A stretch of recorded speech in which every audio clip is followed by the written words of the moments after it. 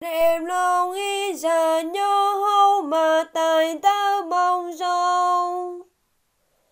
Nè dò chọn chế là luôn rìa tê. Ta xì dọn chế chùa lờ.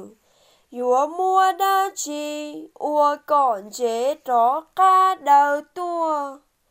Chế chùa chi rong ua đa chi. Chùa cờ mua bỏ trên đầu rống. Trâu nành chu sư.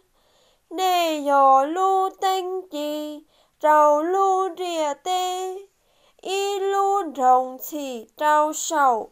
Y lu gió trong. Dúa mua dài chi tàu. Họ lùa cu chi tàu tinh. Cho mù dài trâu hậu ca danh. Lùa mua sao sầu tù dê tinh. Lũ tinh chi trâu. Ta cho nành nho hậu chế bỏ kế. Lên đơ. Nê lũ tinh dúa chủ. Chi nhon đỡ danh trọng xuống đìa. Có lỡ bỏ nê chó đê nụ rông. Chê lỡ dúa chá gió nê xí nho sảo đu.